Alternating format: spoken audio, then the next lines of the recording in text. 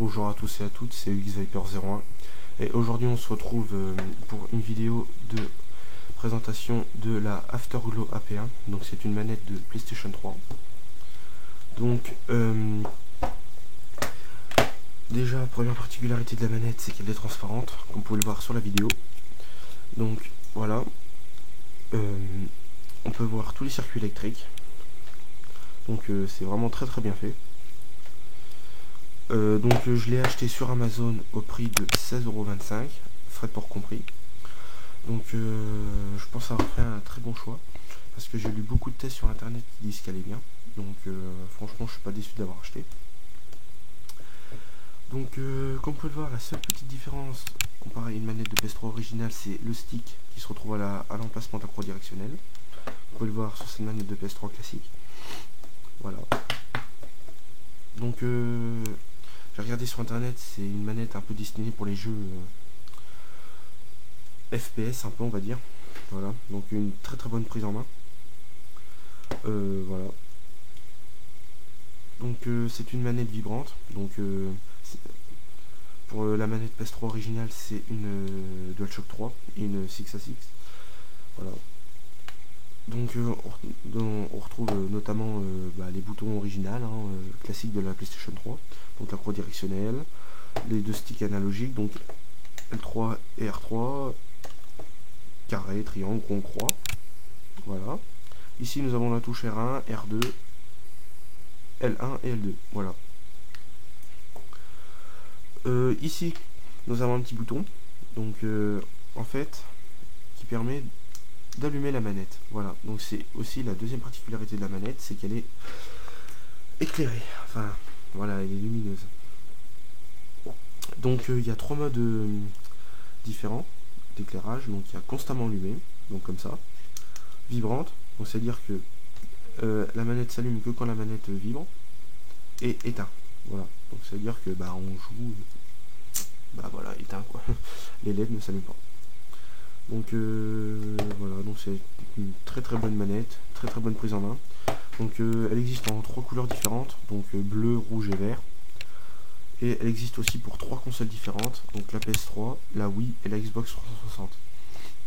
Voilà, donc je connais pas les tarifs pour la Xbox 360 et la Wii, non, mais je pense que vous pouvez trouver les prix sur internet. Donc voilà. Donc comparé à une manette de PS3 normale, il n'y a pas vraiment de différence. À part, comme je vous l'ai dit, le stick qui se retrouve à l'emplacement de la croix directionnelle. Mais à part ça, il n'y a aucune différence. Donc sauf la différence de ma manette PS3 originale, c'est que ce n'est qu'une 6A6, celle-là elle n'est pas vibrante, c'est pas la DualShock 3.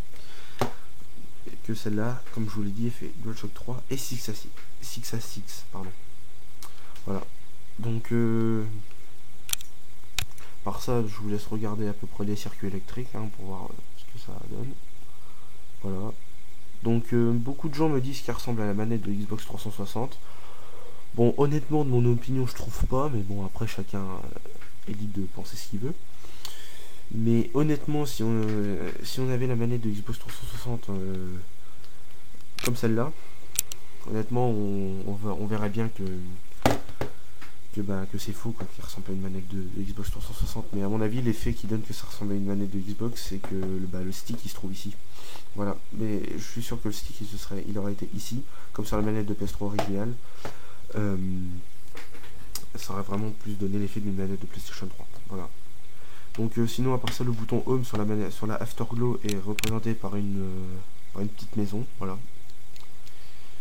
Donc là, nous avons le logo Afterglow. Voilà.